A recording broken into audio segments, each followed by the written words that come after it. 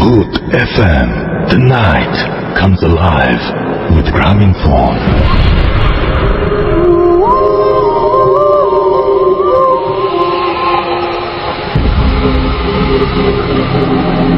শুনছেন সবসময় radio food 8.2 FM।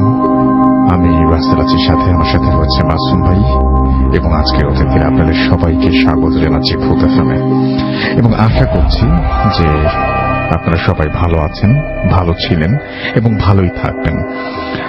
আর সবসময় ভূত এফএম এর সঙ্গেই থাকবেন। The night comes alive with Grameenphone. আমরা ভূত এফএম এর আরো একটি নতুন এপিসোড শুরু করতে যাচ্ছি আজকে। এবং এই এপিসোডটি যখন শুরু করছি তখন ঢাকায় মোটামুটি আমি ওয়েদারের সাথে ভূত এফএম একটা সম্পর্ক আছে বলেই প্রতিদিন এটা মনে করিয়ে দিই যে ঢাকায় আজকে মোটামুটি ঠান্ডা তেমন নাই বললেই চলে, বাট ঢাকার বাইরে ডেফিনেটলি ঠান্ডা আছে এবং শীতের রাতে ভূত এফএম জমজমাট হবে সেটাই আশা করব। তো আমি শুরুতে জানিয়ে দিই যে কিভাবে আমাদের সাথে যোগাযোগ করতে হবে। তার আগে জানাই যে চলছে ভাষার মাস ফেব্রুয়ারি, এবং এই ভাষার মাসে ভাষার শহীদদের ভূত এফএম এর পক্ষ থেকে, রেডিও ফুর্তির পক্ষ থেকে বিনম্র শ্রদ্ধা জানাচ্ছে। শ্রদ্ধা ভরে স্মরণ করছি সালাম, বরকত, রফিক, জাব্বার সহ আরো অসংখ্য তাজা প্রাণ যারা মায়ের ভাষার জন্য প্রাণ দিয়েছিলেন, যারা একেবারে অকুত ভয় বা যারা একেবারেই সেদিন চিন্তা করেননি যে কি হবে, ভাষার জন্য একদম ভাষার দাবিতে স্বাধিকারের জন্য যারা সশস্ত্র সেই পুলিশের সামনে দাঁড়িয়ে বলেছিলেন যে বাংলা ভাষা হবে রাষ্ট্রভাষা। তো এটা অনেক সাহসের ব্যাপার। তো আমরা আজকে আমরাও ঠিক একইভাবে যেন নিজের জায়গা থেকে একটি হলেও দেশের জন্য ভালো কাজ করি। যাই হোক, আমাদেরকে যদি SMS করতে চান তাহলে SMS করার নিয়মটি হচ্ছে মোবাইলের মেসেজ অপশনে গিয়ে টাইপ করতে হবে ফুর্তি, FORT, ফুর্তি স্পেস আপনার নাম স্পেস আপনার মেসেজ পাঠিয়ে দিতে হবে 9840 নাম্বার। যদি আমাদের ইমেল করতে চান, আমাদের ইমেল অ্যাড্রেস হচ্ছে bhootfm@radiofurti.fm, which is bhtfm@radiofurt.fm। আপনার নাম, ঠিকানা এবং ফোন নাম্বার সহ আপনার জীবনে ঘটে যাওয়া সেরা ঘটনা লিখে পাঠিয়ে দিন আমাদের কাছে। আপনারা অলরেডি জানেন, তারপরে আরো একবার জানিয়ে দিচ্ছি যে আমাদের যে ফেসবুক, আমাদের যে আগামী এপিসোডটি আছে, এপিসোডটিকে ডিফারেন্ট করার চেষ্টা করছি আমরা। ম্যাক্সিমাম সেখানে ইমেইল থাকবে, কিছু অডিও ক্লিপ থাকবে। সো আপনারা চাইলে পাঠাতে পারেন আগামী সপ্তাহ জুড়ে, এবং তারপরে যারা স্টুডিওতে আসতে চান তারাও আপনাদের ইমেইলগুলো পাঠাতে পারেন। আমরা স্টুডিওতে আপনাদের খুব আনতে চাই, আসলে এটা আমাদের সবচেয়ে ফার্স্ট প্রায়োরিটি। আর আমাদের ফেসবুক পেজে আপনি ভিজিট করতে পারেন। আপনারা দেখেছেন যে আমরা রেগুলার সেটা চেক করি, এবং যারা আমাকে ইনবক্স করেন তারা নিশ্চয়ই সেটা টের পান। এবং আমাদের ফেসবুকে চলে আসতে হলে যেটা করতে হবে, চলে আসতে হবে www.facebook.com/bhootfm.russell অথবা www.facebook.com/radio.furti। এছাড়াও আপনি আমাদের RJ Russell টুইটারে আপনি ফলো করতে পারেন। তো আমার নামের স্পেলিংটা হচ্ছে RJRUSSELL। তো এই হচ্ছে সব নিয়ম কানুন বললাম। এখন আমরা ঘটনায় যাব। আমাদের প্রথম যে ঘটনাটিতে আমরা যাব সেটি আমাদের একজন নতুন অতিথি আজকে প্রথমবারের মতো রেডিও ফুর্তিতে এসেছেন, এবং তিনি এসেছেন সাভার থেকে। যখন আমরা ঢাকায় অনেকে পাই না, তখন তিনি সাভার থেকে এসেছেন আমাদের ঘটনা শোনাতে। And thank you very much, thanks for coming. And আমরা এখন আপনার ঘটনা শুনতে চাই। সবার আগে আপনার নামটা প্লিজ একটু বলবেন, তারপর আপনার ঘটনায় যাবো আমরা। ধন্যবাদ রাসেল ভাই। আমি সাভার থেকে এসেছি। আমার নাম শামীম হোসেন সোহান। আমি একটা প্রাইভেট কোম্পানি সিম্ফনিতে জব করতেছি। তো আমি Savar zone sales executive officer হিসেবে জব করতেছি সাভারে। ওকে। তো আমার যেটা ঘটনা ভাইয়া, এটা ঘটছিল 2010 সালের পহেলা বৈশাখের কিছুদিন আগে। আচ্ছা, ঠিক আছে, পয়লা বৈশাখের সময়। সেই সময় এটা আমার নানু বাড়িতে ঘটেছে। এটা বাগেরহাট জেলার ফকিরহাট থানার একটা ঘটনা, আটটাকি গ্রামে। বাকিটা আমি আর বললাম না। তো সেই দিন কি ঘটছে, আমি সরাসরি ঘটনায় যাই। Thank you. তো সেদিন যে ঘটছে যে গ্রামে কি হয় যে মেলা হয়, বৈশাখী মেলা। বৈশাখী মেলা হওয়ার সময় ওই গ্রামের স্থানীয়রাই ওই মেলায় স্টল দেয়, বিভিন্ন ধরনের বিভিন্ন জিনিসের স্টল দেয়। তো আমি যখন নানু বাড়ি যেতাম, তো রাত্রেবেলা চলার জন্য, ঠিক আছে, রাত্রেবেলা চলার জন্য আমাকে কি বলে যে হয় পারিবারিক লোক কেউ অথবা আশেপাশের প্রতিবেশীদের মধ্যে কেউ মানে রাত্রেবেলা যাতে আমি ঘুরে টুরে ঠিক মতো বাসায় পৌঁছাতে পারি সেই কারণে আমার সাথে একজন থাকবে। কিন্তু সেই সময়টা হয়েছে কি সবাই ওই মেলায় ব্যস্ত থাকার কারণে সেদিন আর কেউ ছিল না।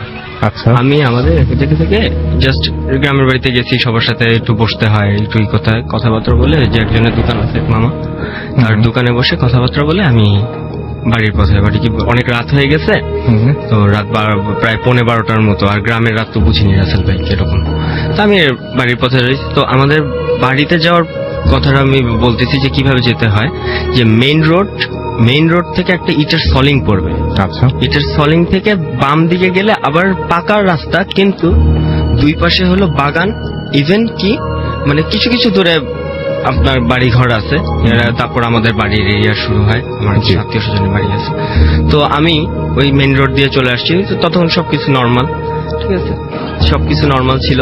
ইভেন কি বলে যে আমার কাছে সেই বলতে খুব হবে, আমার কাছে 4 টাকা ছিল, আর গ্রামে একটা চানাচুর পাওয়া যায় খুব মজার, আমি এটা খাই। তো আমি 2 প্যাকেট 2 টাকা দামের চানাচুর, মধুবন চানাচুর, এটা আমি কিনে নিলাম। মানে আমি খেতে খেতে তারপর বাসে যাবো, আর জ্যোৎস্না রাত ছিল এবং রাস্তাটা দেখা যাচ্ছিল। আচ্ছা, তো ওইখানে আমাদের ওই রাস্তাতে গ্রামের মানুষ সচরাচর বলে থাকে যে ওই রাস্তা দিয়ে মানে 2টা জিনিস, একটা হলো 2টা সাপের যাওয়া আসা আছে ওইখানে রাত্রেবেলা, আর হলো এই যে ভয়টা, আচ্ছা, প্যারানর্মাল ভয়টা। তো আমার কাছে টর্চ ছিল না, ঠিক আছে, আমি চানাচুর খেতে খেতে চাঁদের আলোতে দেখে দেখে দেখে দেখে যাচ্ছি। তো যেতে যেতে ওখানে কোনো মানে 3টা জিনিস পড়ে যে রাস্তায় যেতে, 3 রাস্তার মোড় সহ একটা কালভার্ট পড়ে, 3 রাস্তা, এবং তার কিছু দূর গেলেই তা আপনার একটা পুরানো ব্রিটিশ আমলের পুকুরে, যেটা আমাদের নানু বাড়ি, আমাদেরই পুকুর পড়ে, এবং তারপরে পুকুরের সাথে একটা আমাদের পারিবারিক কবরস্থান, আমার নানুদের কবরস্থানের অপোজিট সাইডে বিশাল একটা বাঁশ বাগান আছে, যেখান থেকে মানুষ আসলে অ্যাকচুয়ালি ভয় পায়। তো এটা অনেক আগে থেকেই শুনে আসতেছি, ছোটবেলা থেকেই।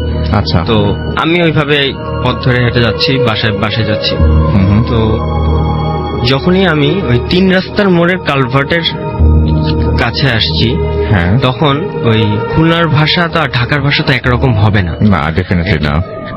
তো আমাকে ওইখানে ওই রকম রাত্রেবেলায় 12টার দিকে আমাকে রাত্রেবেলায় ঠিক ঢাকার ভাষায় আমাকে একজন মানে পেছন থেকে ডাকতেছে, ওই কই যাস।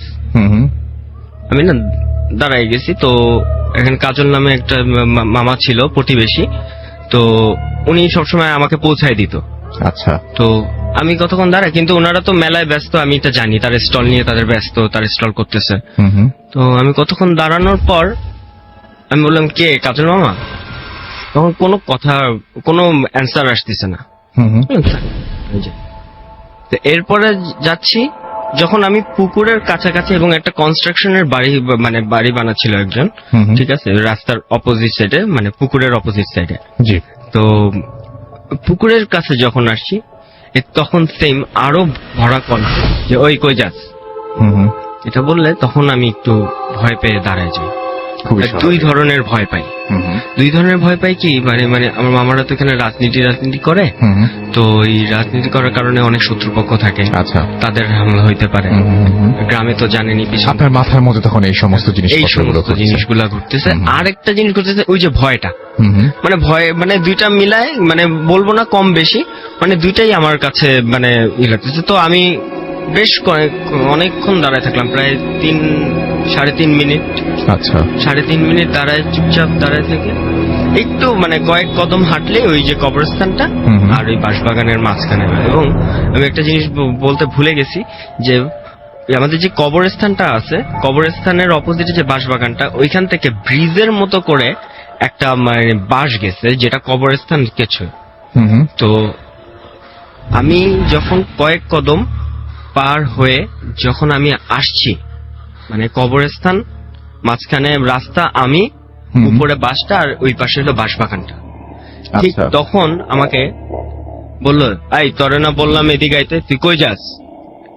এইভাবে বললে তখন এই কথাটা কিভাবে আসছে, না পিছন থেকে, না পাশ থেকে, না সামনে থেকে, না ডান সাইড থেকে, মানে চারিদিক থেকে আসলো কথা, আওয়াজটা। হুম শাড়ি থেকে আসলো, আর কেন যেন আমার মানে চোখটা মানে উপরে চলে গেল। ঠিক তখনই আমি দেখি কি যে ওই বাঁশের নিচে আমি দাঁড়ানো, প্রায় 12-13 ফিট উপরে বাঁশের নিচে দাঁড়ানো, আর ওই যে হাত এবং পা, হাঁটু আর হাঁটু হাত ধরে যেভাবে মানে কেউ বসে থাকে, হুম কেউ বসে থাকে একদম মানে বডি মিলায়, হুম। তো ওই আর ফেসটা একেবারে সমান, আচ্ছা। ফেসটা একেবারে সমান, মানে মনে হবে কি ওইখান থেকে কিছু বের হয়ে আসবে না।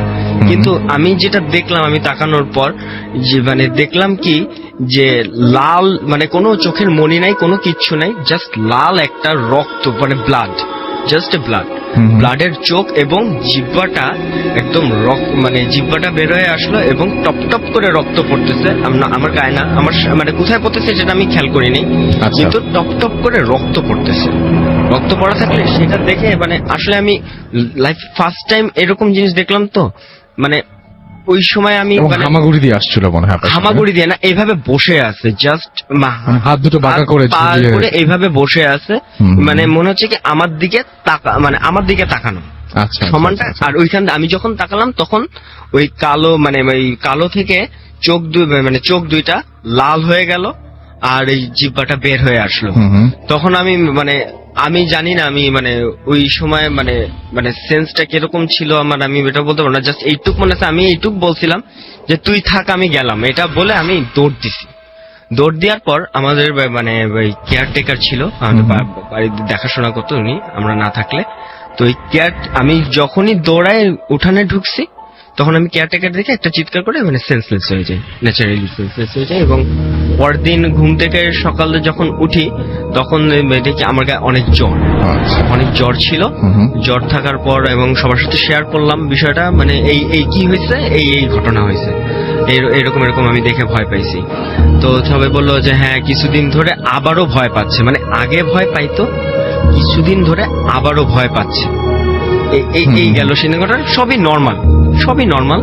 তো তার ঠিক কিছুদিন পর আমি রাত্রেবেলা ওই জানলার পাশে বসে গায়ে হেডফোনে গান শুনতে। ওইখানেই?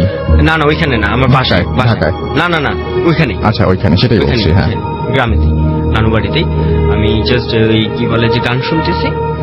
তো এটার ঘটনা হলো যে ছোটবেলায় যখন আমি যে বলছিলাম যে আমি ঢাকায় ছিলাম, তো এই হাজারীবাগে, তো এখানে আমার এক দাদি ছিল, উনি মারা গেছে 2002 সালে, আর এই ঘটনাটা বলছি আমি 2010 সালে। তো কেন এটা রিলেটেড আমি এটা বলতে পারবো না, ঠিক আছে। তো আমি বসে গান শুনতেছি, তো আমাদের বাড়ির মানে জানলা দিয়ে উঠানের পরে একটা রাস্তা গেছে, এটা খালের দিক চলে যায়, বাগান দিয়ে খালের দিক চলে যায়। তো আমি মেইন রোড থেকে দেখতেছি কি যে মানে মানে না, আমি কানে হেডফোন হঠাৎ করে, তখন বললাম যে হঠাৎ করে দেখি সব কেমন যেন গ্রে হয়েছে। আমি বুঝতে পারতেছি আপনার শার্টের কালার ব্লু, বাট কিন্তু গ্রে।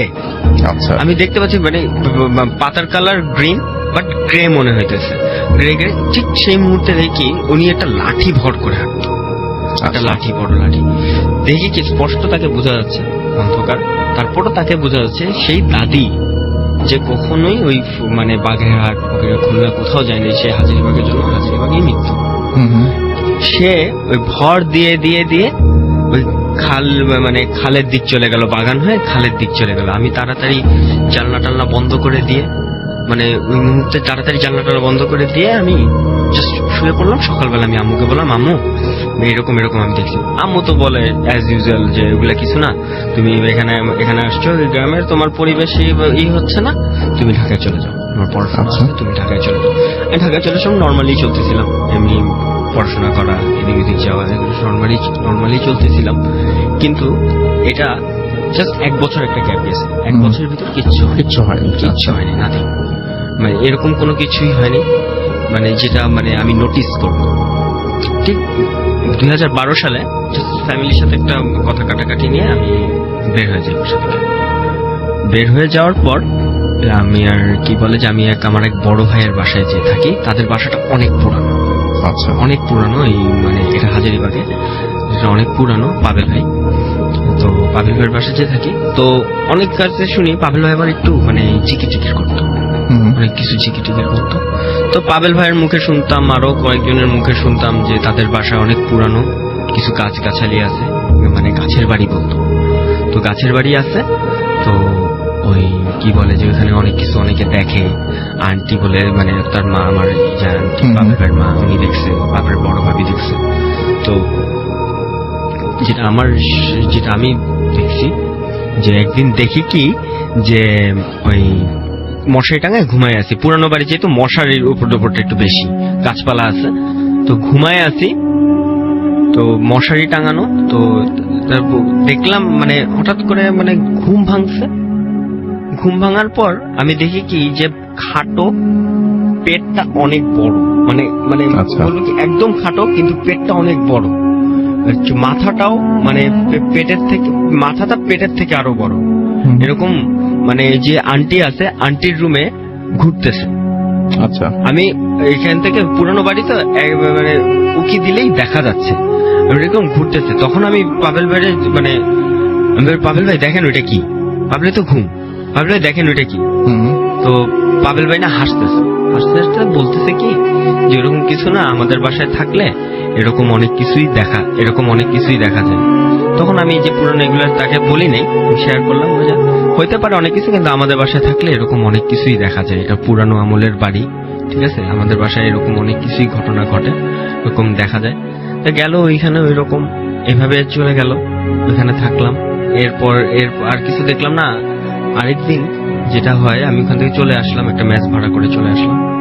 ম্যাচ ভাড়া করে চলে আসার পর ওই কি বলে যে ম্যাচে তা আমরা 3 জন ছিলাম, ম্যাচে আমরা 3 জন ছিলাম। তো 3 জনের মধ্যে একজনের নাম ছিল সুমন।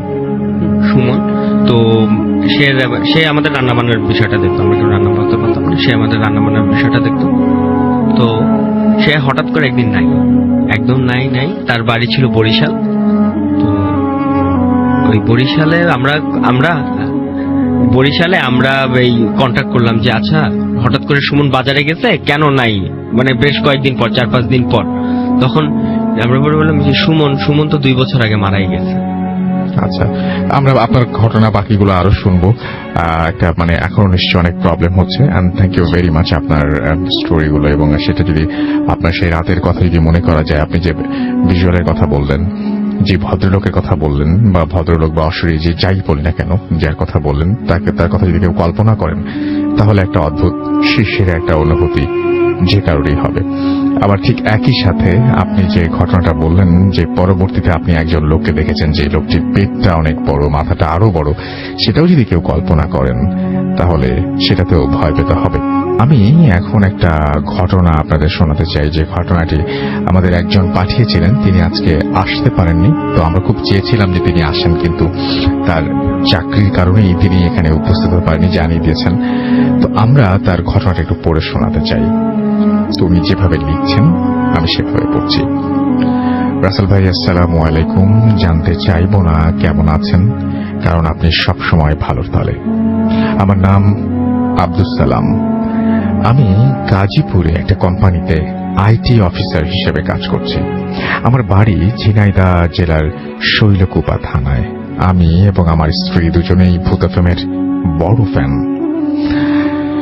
আজ সবার সাথে আমার স্ত্রী এবং আমার শ্বশুরের সাথে ঘটে যাওয়া একটা ঘটনা শেয়ার করব।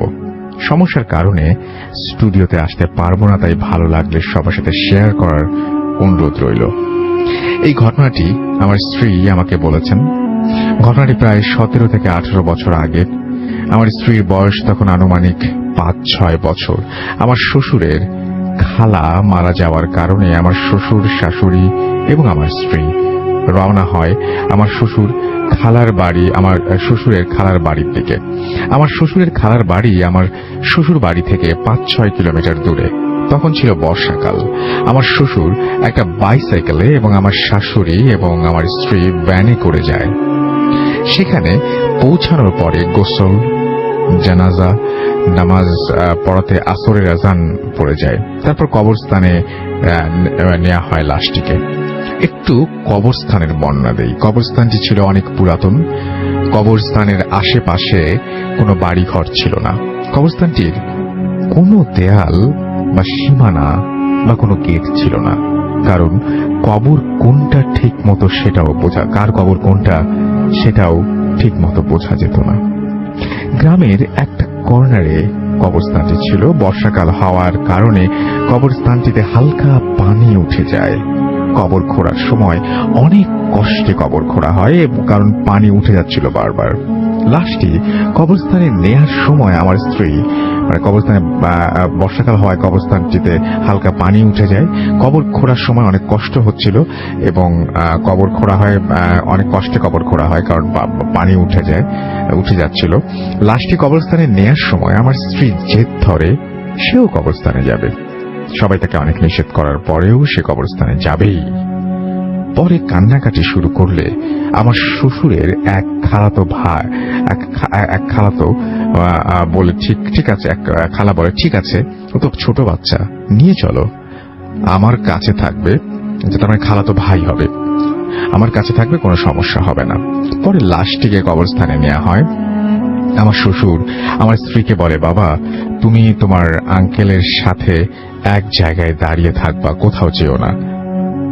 যেখানে কবর দেয়া হবে তার থেকে একটু দূরে সবাই যেখানে দাঁড়িয়ে আছে সেই জায়গায় আমার স্ত্রীকে রেখে দেয়া হয় এবং শ্বশুর কবর দেওয়ার জায়গায় চলে যায়। একটু পরে আমার স্ত্রী সেই আঙ্কেলকে বলে যে বাবা তুমি একটু দাঁড়াও, আমি আসছি বলে সেও কবর দেওয়ার জায়গায় চলে যায়। আমার স্ত্রী ছোটবেলায় একটু বেশি দুষ্টু ছিল এবং এখন সে দেখবে যে কিভাবে কবর দেয়া হয়। সে লোকজনের ভেতর থেকে বের হয়ে যায় এবং কবর দেওয়ার জায়গায় অন্য পাশ দিয়ে যেই উকি দিয়ে দেখতে যাবে, এমন সময় পুরাতন একটি কবর ভেঙে আমার স্ত্রী কবরের ভেতরে পড়ে যায়। কারণ মাটি ভেজা থাকার কারণে এমনটি হয়। কবরের ভেতর পড়ে গিয়ে আমার স্ত্রী চেঁচানো শুরু করে দেয়। পরে সবাই গিয়ে আমার স্ত্রীকে হাত ধরে তুলে সাথে সাথে বাসায় নিয়ে যায়। বাসায় নিয়ে যাওয়ার পরে সবাই আমার স্ত্রী এবং আমার আঙ্কেলকে রাগ করতে থাকে, সবাই কেন ওকে ছেড়ে গেল। পরে আমার স্ত্রীর হাত পা ভালো করে ধোয়ানো হয়, কারণ সারা গায়ে কাদা লেগেছে। লাশটি দাফন শেষ হতে হতে মাগরিবের আজান পড়ে যায়। আমার শ্বশুর আমার শাশুড়িকে বলে, এখন তো রাত হয়ে গেছে, তোমরা এখানে থাকো, কাল সকালে চলে এসো, আমি একাই চলে যাচ্ছি, কারণ বাসায় গরু ছাগল রয়েছে। আমার শাশুড়ি বলে, ঠিক আছে তুমি চলে যাও, আমরা কাল সকালে যাব।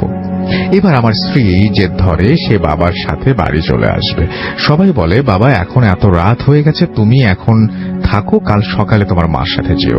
আমার স্ত্রী কোনো কথাই শুনবে না, সে তার বাবার সাথে বাড়ি আসবে। পরে আমার শ্বশুর বলে, ঠিক আছে আমার সাথে যাক, 4-5 কিলোমিটারের বেশি সময় লাগবে না। পরে আমার শ্বশুর এবং আমার স্ত্রী বাইসাইকেলে করে বাড়ির দিকে রওনা হয় এবং আমার স্ত্রী সাইকেলের পেছন দিকে বসা ছিল। গ্রামের কাঁচা রাস্তা আর মাঝে মাঝে হালকা কাদা আছে, কারণ তখন বর্ষাকাল ছিল। গ্রাম শেষ হলে পরে রাস্তার প্রায় 1 কিলোমিটার ফসলের জমির মাঝ দিয়ে গেছে এবং কোনো বাড়িঘর নেই। গ্রামের শেষের দিকে একটা মেহগনি গাছের বাগান ছিল, তার পাশ দিয়ে রাস্তাটা গেছে। রাত হয়ে যাওয়ায় রাস্তায় লোকজন ছিল না। আমার শ্বশুর আস্তে আস্তে সাইকেল চালাচ্ছে যেন মেহগনির বাগানের কাছে আসে এবং হঠাৎ সাইকেলের চেইন পড়ে গেল।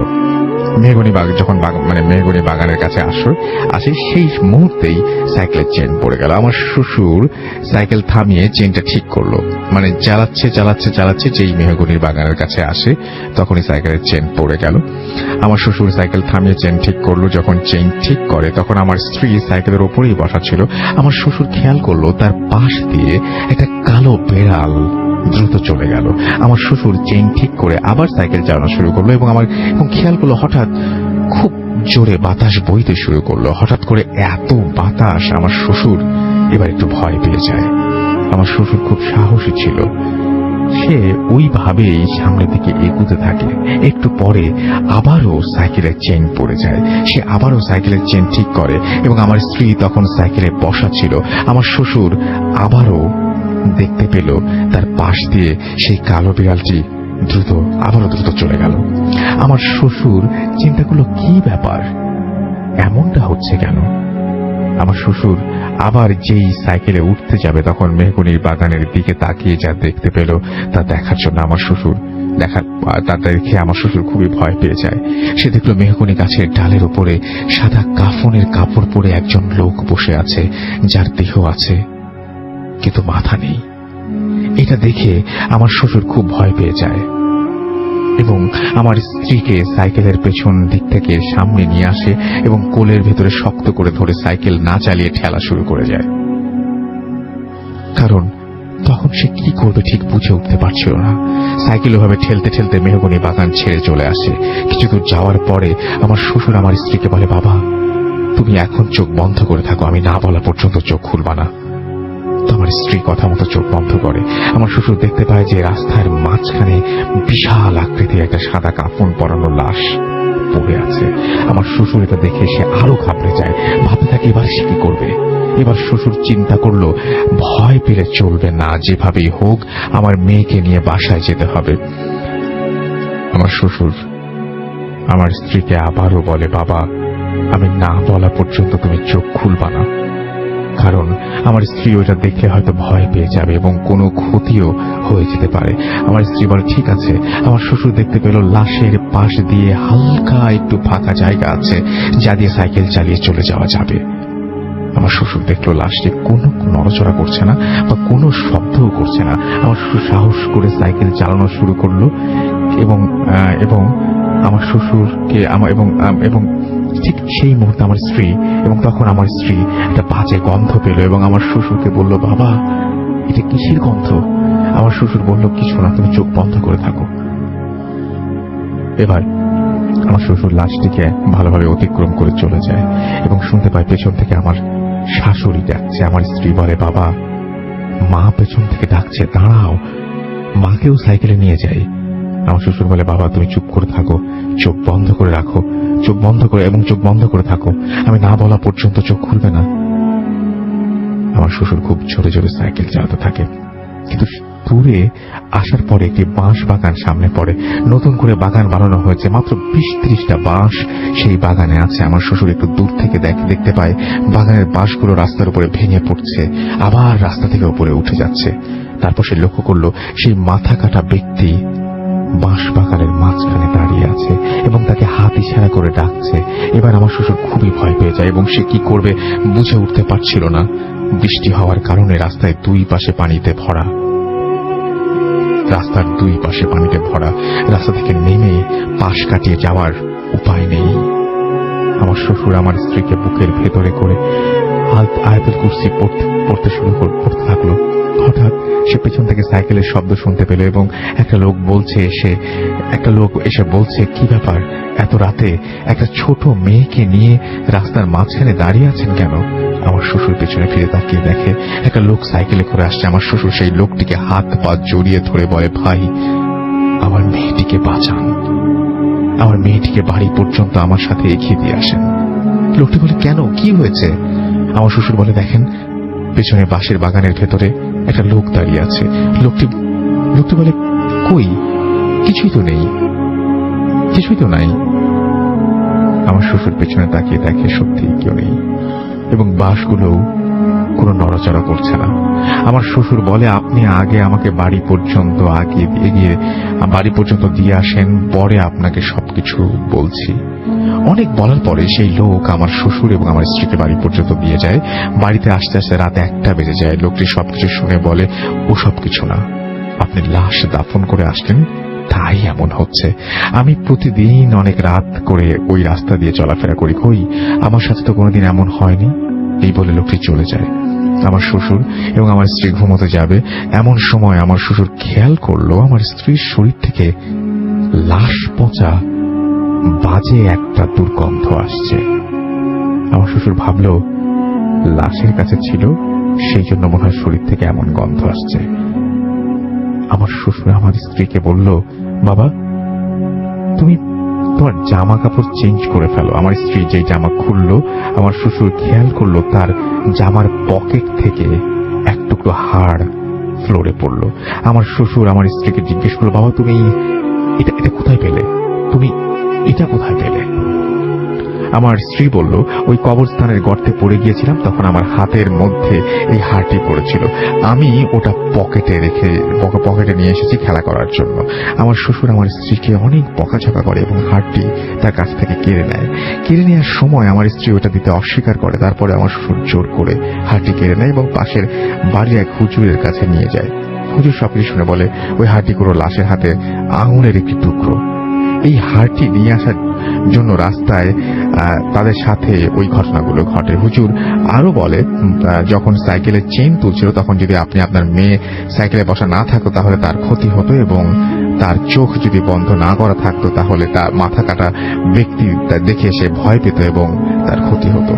হুজুর আমার স্ত্রীকে পানি পড়া দেয় এবং হারটি নিজের কাছে রেখে দেয়। হুজুর আরো বলেন, আমার স্ত্রীকে যেন তার খালার বাড়ি আর বেশি না নেওয়া হয় এবং গেলেও যেন রাত্রে কোথাও বের না হয়। তার পরের দিন রাত্রে আমার শ্বশুর স্বপ্নে দেখেন সেই মাথা কাটা ব্যক্তিটি আমার শ্বশুরের খালার কবরের পাশের কবরের ওপরে দাঁড়িয়ে আছে এবং যেই কবরের ভেতরে আমার স্ত্রী পড়ে গিয়েছিল। এরপরে কোনো অসুবিধা হয়নি। রাসেল ভাই, এটাই ছিল আমার ঘটনা। আমার স্ত্রীর কাছে আরো ভালো ভালো কিছু ঘটনা আছে, সেগুলো আপনাদের সাথে পরে শেয়ার করব। এটা লিখেছেন আব্দুল সালাম এবং তিনি এই ঘটনাটি পাঠিয়েছেন গাজীপুর থেকে।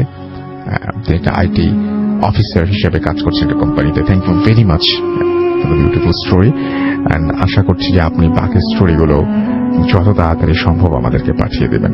Thank you. আমরা চলে যাব একটা ছোট্ট বিরতিতে। বিরতির পরে আবারও ফিরে আসবো কিছুক্ষণের মধ্যে, এবং আমাদের সঙ্গেই থাকুন।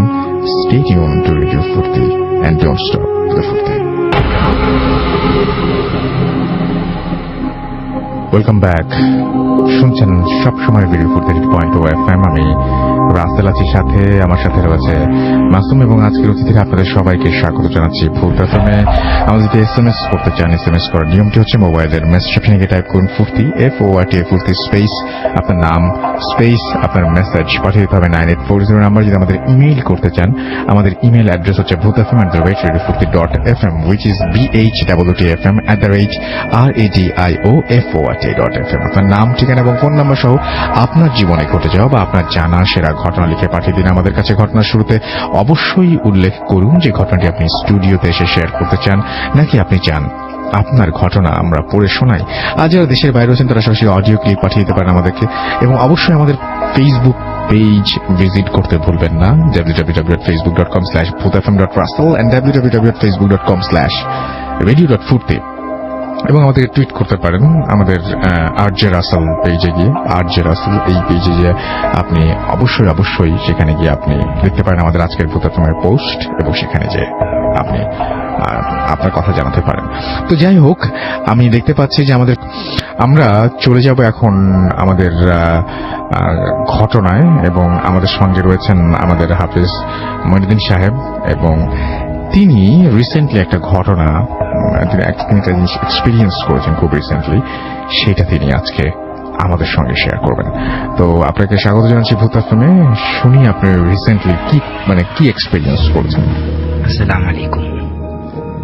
আমি কিছুদিন আগে, বেশ কয়েকদিন আগে, আজিমপুর কবরস্থানে ঈশার নামাজ পড়ে খুব ভেতর নির্জন স্থানে বসে তাসবিহ পড়তেছিলাম এবং মন থেকে বলতেছিলাম, জিন হোক অথবা কোন আল্লাহ তাআলার নেক বান্দা, সৎ বান্দা হোক, আমাকে যদি এসে কেউ একটা আমল বলে দিত যে ভালো উদ্দেশ্য হাসিল হওয়ার জন্য কোন আমলটা প্রয়োজন পড়ে, সেটা যদি আমি জানতে পারতাম আমার জন্য খুব ভালো হতো। আপনি কি মাঝে মাঝে কবরস্থানে যান এবং দোয়া করেন সবার জন্য? আমার সময় বেশি কাটে আজিমপুর কবরস্থান। আচ্ছা। আমি আজিমপুর কবরস্থানে সে রাত্রিতে চোখ বন্ধ করে তাসবিহ পড়তেছিলাম। সেই মুহূর্তে যখন এই মনের ভিতরে নিয়তটা করতেছিলাম, তো হঠাৎ করে আমার শরীর খুব হালকা হয়ে গেছে আর পুরো ঠান্ডা হয়ে গেল। তখন আমি নিজেকে একটু তাজা করলাম, ঝাড়া মারলাম।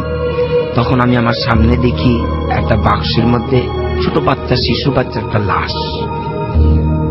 তখন আমি লোক খোঁজা শুরু করলাম যে লাশটা কে রেখে গেল এখানে, কাউকে তো দেখতেছি না, লোক কোথায়। তখন ভাবলাম হয়তো কবর যিনি খোদাই করে ওনাকে হয়তো ডাকতে গেছে, এটা রেখে গেছে। আমি সেখান থেকে উঠে দাঁড়ালাম, দাঁড়িয়ে সামনে হাঁটা শুরু করলাম। যখন সামনে বেশ দূরে খানিক চলে গেছি, ওই সময়তে সে বাক্সটা পড়ে গেল। আমি আবার মনে আঘাত নিলাম যে লাশটা পড়ে গেল, বাচ্চা, ছোট্ট একটা শিশু বাচ্চা লাশ কিভাবে পড়লো। সেটা তুলতে গেছি, যখন তুলবো সেই মুহূর্তে আমার সামনে একজন বৃদ্ধ লোক আসে। বৃদ্ধ লোক এসে তার বাম হাত আমার পিঠে উপরে রাখে, আর এক হাত দিয়ে সে ইশারা করে তুলতে না বলতেছে। আচ্ছা, উনি মুখ দিয়ে কিছু বলেননি, মুখে কিছু না বলে উনি হাত দিয়ে ইশারা করে দিতেছে যে তুলবা না। আমি না তুলে দাঁড়িয়ে তার সাথে মুসাফা করলাম, সালাম দিলাম। উনি সালাম উত্তর নিয়ে উনি এটা নিষেধ করলেন যেটা তুলবা না। তখন সে ওই মুহূর্তে আমার মনের কথাটা যেটা আমি মানত করে বলছিলাম, উনি আমাকে সেই শিখিয়ে দিতেছেন কি করতে হবে, মানুষের মনে ভালো মনের মাকসুদ উদ্দেশ্য করতে হলে কি কি করতে হবে। প্রথমে বিসমিল্লাহির রহমানির সেটা আমরা যাব না, আমরা বলছি কিছু করতে হবে, সেটা আপনাকে শিখিয়ে দিচ্ছে, শিখিয়ে দিল। এরপরে আমি যখন বললাম এটাকে তুলবো, উনি না বললেন। ওনার সাথে আমার বেশ কিছুক্ষণ কথা হয়। কথা হওয়ার পর উনি সামনের দিকে এগিয়ে যায়। বেশ কিছু যাওয়ার পরে উনি আর দেখা হয় না। পরবর্তীতে আমি যখন আবার বসলাম, উনি কে ছিলেন আমার কাছে এসে যে আমার কথাটা উনি বলে দিলেন, তখন আমি এতটুকুই জানতে পারছি উনি জিন ছিলেন। আচ্ছা, আর ওই বাচ্চাটা যেটা লাশ ছিল, ওই বিষয় আমাকে অবগত করা হইল যে প্রথমে যে লাশটা আমাকে দেখানো হইলো, আমার ধ্যান যেন ছুটে যায়, আমি যেন সে আমলটা করতে না পারি, ভয় পাই, এই জন্য আমাকে ওই জিনিসটা দেখানো হয়েছে। ওটা লাশ ছিল না। ওকে, তা বাচ্চারা ছিল একটা ঝুড়ির মধ্যে, বাক্স, কাঠের বাক্সের মধ্যে এটা লাশ ছিল। আমার ধ্যান বয়স হবে বাচ্চাটা, ভয় থাকে, ছোট্ট, একেবারে ছোট্ট, নবজাতক শিশুর মতো। তো আপনারা নিশ্চয়ই এটা আপনারা নিশ্চয়ই ভাবতে পারছেন, আমরা আমাদের পরবর্তী অতিথির কাছে যাব, কিন্তু আপনারা নিশ্চয়ই ভাবতে পারছেন যে সেই দৃশ্যটা কেমন হতে পারে। সেই দৃশ্যটা আপনারা যদি কল্পনা করেন তাহলে কেমন লাগে আমাকে একটু জানাতে পারেন চাইলে। এবং আপনারা যেটা করবেন সেটা হচ্ছে আমাকে অবশ্যই SMS করে হোক আর এখানে ফেসবুকে হোক আপনারা জানাবেন। ভূত FM আমাদেরকে লিখেছেন, দেখতে পাচ্ছি জয় আহমেদ ভাই, আমি আছি, থ্যাংক ইউ ভেরি মাচ আমাদের সঙ্গে থাকার জন্য। তাসনিম আহমেদ লিখেছেন যে মাগুরা থেকে তাসনিম, ইমরান এবং আনুষ্কার সাথে আছেন। এবং আমাদের ভূত FM করার সঙ্গে সঙ্গে আমি সবসময় মনে হয় যে আমি ইদানিং বেশ কয়েকটা উইক ধরে আমার মনে হচ্ছে, এটা শুনলে অনেকে হাসতে পারেন, বাট দিস ইজ ট্রু, মানে এটা আমার একদম আমি ফিল করি, আই ক্যান ফিল ইট, যে আমার মনে হয় যে আমার স্টুডিওর জাস্ট পাশে কেউ একজন দাঁড়িয়ে আছেন। এবং আমার কয়েকদিন ধরে এটা খুব ফিল করি আমি, যে আমি জাস্ট মনে হয় যে তাকালে কিছু দেখা যায় না, বাট আমি ফিল করি, এরকম একটা ফিলিং হয় আমার যে someone is listening to me, এবং সে দাঁড়িয়ে আছেন ঠিক আমার দরজার জাস্ট ওই পাশে। যাই হোক, আপনাদের সঙ্গে আমরা প্রথম অতিথিকে চাপা যাচ্ছি। আপনি বলছেন রিসেন্ট একটা ঘটনা আপনার সাথে ঘটেছে মনে হয় না, সেই ঘটনাটা আমরা একটু শুনে ফেলি। থ্যাংক ইউ রাসেল ভাই, ইটস শোয়ান এগেইন। রিসেন্ট যে ঘটনাটা, এটা কিছুদিন আগে আমার বাসাটা হলো জাস্ট এলাকার নামটা বলি, যে আমিন বাজারের পর বলিয়াপুর নামে একটা জায়গা আছে, যেটা ঢাকা এবং সাভারের মাঝখানে পড়ে, আর একটু গ্রাম্য এরিয়া, এলাকাটা একটু গ্রাম্য এরিয়া বাট আধুনিক। আচ্ছা, ওকে, তো ওইখান থেকে আশেপাশে গ্রাম্য পরিবেশ যেহেতু, তো রাত্রেবেলা সেদিন আমি সরাসরি ঘটনায় আছি। তো রাত্রেবেলা ঘুমাই তো পড়ছি, অনেক কিছুর অফিসের টেনশন আছে, অনেক কিছু স্ট্রেস আছে, তো এগুলা নিয়ে টেনশনে ঘুমায় পড়ছি। তো আমার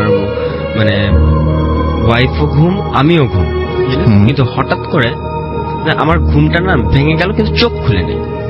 ঘুমটা মনে হচ্ছে কি আমার ঘুমটা ভেঙে গেছে, আমি ঘুমের মধ্যে মনে করছি ঘুমটা ভেঙে গেছে, কিন্তু চোখ খুলে নাই, কিন্তু মনে হচ্ছে কি কেউ যেন আমাকে দেখতেছে, কেউ যেন আমাকে দেখতেছে। মনে হচ্ছে এরকম হইতে পারে যে আমার ওয়াইফ উঠে আমি দেখতেছে, অথবা জ্বর আসছে কিনা, যদি উঠি ওটা ওইরকম হইল। জাস্ট আমি চোখটা খুললাম, খালি দেখলাম যে হোয়াইট দেখে, ব্ল্যাক দেখে, এরকম সেই বডি দেখে, শেপ দেখে। আমি দেখলাম একদম টোটালি পার্পল কালারের আলখাল্লা পড়া একটা শেপ। জাস্ট আমি চোখটা খুললাম এবং 2-3 সেকেন্ডের মধ্যে শেপটা চলে গেল। Purple shade? পার্পল, একদম পার্পল কালার। আচ্ছা মানে পার্পল কালার মনে হচ্ছে কি ধোয়া, আচ্ছা আচ্ছা আচ্ছা। মানুষের ধোয়া আলখাল্লা পড়া, ঠিক আছে। তো পা বোঝা যাচ্ছে না, মাথা বোঝা যাচ্ছে না, মানে এগুলো আসলে ইন্ডিভিজুয়ালি বলা যাবে না যে বোঝা যাচ্ছে কি বোঝা, কিন্তু মনে হচ্ছে যে সে ধোয়া ধোয়া একটা ধোয়া ব্যাপার ধোয়া আর কি। একটা ব্যাপার। জাস্ট চলে গেল। আচ্ছা। কিছুদিন আগে তো শীত ছিল, কিছুদিন আগে শীত ছিল, যে শীতের ভিতর আমার ওয়াইফ, তখন আমি উঠে বসছি তো, বলতেছে যে মানে ঘুমে ঘুমে বলতেছে যে তুমি উঠছো কেন, অসুস্থ নাকি, মানে আমার খুব গরম লাগতেছে। পরে দেখি কি আমারও খুব গরম লাগতেছে, আমার মাথাটাতে ঘেমে গেছে, খুব গরম লাগতেছে। তো আচ্ছা ঠিক আছে, আমি ফ্যান ছেড়ে দিচ্ছি, তারপর ঘুম কি তুমি শুয়ে পড়ো, বলি কি না আমি কিছুক্ষণ পরে শুবো, আমি কিছু আচ্ছা। কাজ করতেছি, আমি কিছুক্ষণ পরে শুবো, তুমি ঘুমাবো। এই ফ্যান ছেড়ে শুয়ে পড়লাম। এই ঘটনা এখানেই শেষ। আসলে আসলে কিছু কোশ্চেন আছে আমার, আমি এই কোশ্চেন গুলা কখনো কারো কাছ থেকে মানে আমার মনের মতো অ্যান্সার পাইনি। আচ্ছা যেমন মনে করেন যে মসজিদের কোনো মাওলানা সাহেব, কোনো মুরব্বী, তো মানে আমি শুনছি যে যারা এই মানে নাম ভালো দিকে চলে, নামাজ কালাম পড়ে, ঠিক আছে, চুপচাপ থাকে, একটু অন্য প্যাটার্নের হয়, ঠিক আছে, তাদের কাছে এই আধ্যাত্মিক অথবা প্যারানর্মাল সাইডটা তাদের কাছে কন্ট্যাক্ট করার অথবা যেভাবেই হোক দেখার চেষ্টা করে, দেখানোর চেষ্টা করে। কিন্তু আমি নর্মালি ছিলাম, যখন খেলার সময় খেলতাম, খাওয়ার সময় খাইতাম, কিন্তু আমার কাছে এইগুলা আসতেছে মানে একেবারে না, ভেঙে ভেঙে ভেঙে ভেঙে আসতেছে। আপনি কি ভয় পান, মানে আপনার কি ভয় লাগে, নাকি আপনার মানে জিনিসটাকে পুরো রহস্যজনক মনে হয়? ফার্স্ট টাইম আমার রহস্যজনক মনে হয়েছিল। এই যে আপনি কি চান যে আপনি এক্সপেরিয়েন্স গুলো করেই যান, নাকি আপনি চান যে না? না, আমি এখন মানে এখন আর মানে এখন অনেকটা কম, বাট আমি এখন আর চাই না যে আমি এক্সপেরিয়েন্স করি, আমি কিন্তু চাই না, তারপরও কিন্তু হয়ে যাচ্ছে, অদ্ভুত ভাবে হয়ে যাচ্ছে। ওকে, থ্যাংক ইউ ভেরি মাচ আপনার ঘটনার জন্য আপনাকে অনেক ধন্যবাদ। আপনারা যারা এসএমএস করছেন আমাদেরকে এসএমএস করুন, মোবাইলের মেসেজ অপশনে টাইপ করুন ফুর্তি FORTI ফুর্তি স্পেস আপনার নাম স্পেস আপনার মেসেজ পাঠিয়ে দিন 9840 নম্বরে। আমাদেরকে ইমেইল করতে চাইলে আমাদের ইমেইল অ্যাড্রেস হচ্ছে truthfm@radiofurti.fm which is BHWTFM@RADIOFORT.FM। আপনার নাম, ঠিকানা এবং ফোন নাম্বার সহ আপনার জীবনে ঘটে যাওয়া বা আপনার জানা সেরা ঘটনা লিখে পাঠিয়ে দিন আমাদের কাছে। ঘটনার শুরুতে অবশ্যই উল্লেখ করুন যে ঘটনাটি আপনি স্টুডিওতে এসে শেয়ার করতে চান, নাকি আপনি চান আপনার ঘটনা আমরা পড়ে শোনাই। Zahid. Booth FM, the night comes alive with Gramophone.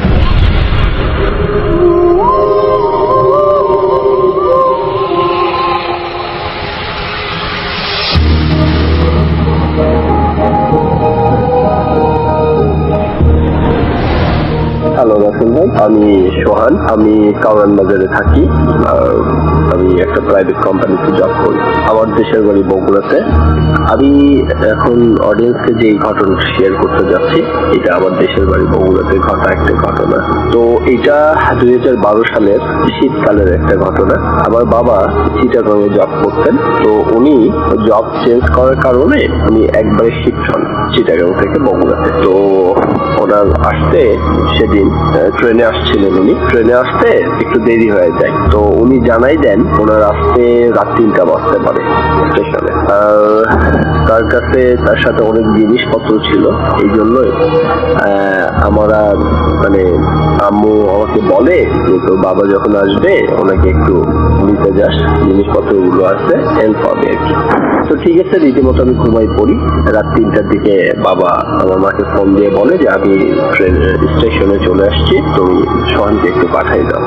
তো ভালো কথা, মা আমাকে ডেকে বলে, এবং মা টেনশনও করতেছিল আমি রাতে কিভাবে একা যাব, কারণ আমাদের ওই এরিয়াটা একটু খারাপ বলতে ওখানে ছিনতাই, চুরি, ডাকাতি এই জিনিসগুলো একটু বেশি, তো এই জন্য টেনশন করতেছিল। তারপরও বাবা আসছে, আমার বিবেক আমাকে বলছিল যে বাবাকে নিতে যেতেই হবে যেভাবেই হোক, কারণ উনি অনেক কষ্ট করে আসছে, অনেক জার্নি করে আসছে।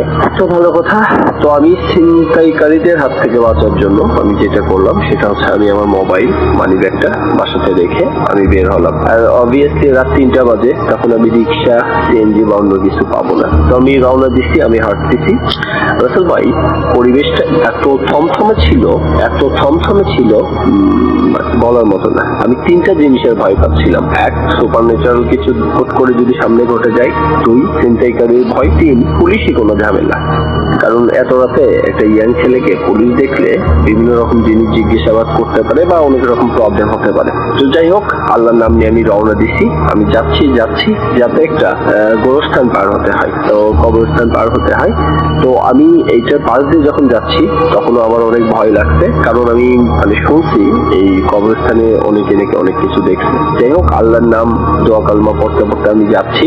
তো আমি কবরস্থানে কিছু দেখতে পারিনি। কিছু দূর যাওয়ার পর সবুজবাগ নামে একটা জায়গা আছে। তো এই জায়গাটাতে আমি দেখি রাস্তার উপর কেউ একজন দাঁড়ায় আছে। শীতের রাত, কুয়াশা, দাঁড়ায় আছে। তো আমি প্রথমে ভয় পেয়ে যাই যে এটা কোনো ছিনতাইকারী বা কিছু কিনা। তারপরও আল্লাহর নাম নিয়ে আগেতে থাকি, কারণ আমার কাছে তো কিছু নাই। আগে যাওয়ার পর দেখতে পারি উনি একজন খাকি ড্রেস পরা গার্ডের লেবাসে একজন লোক দাঁড়ায় আছে, এবং তার মুখটা মাফলার দিয়ে একদম এমন ভাবে ঢাকা যে আমি তার চোখ পর্যন্ত দেখতে পাচ্ছিলাম না। যাই হোক, তারপরে তার পোশাক আশাক দেখে বুঝতে পারলাম এটা guard.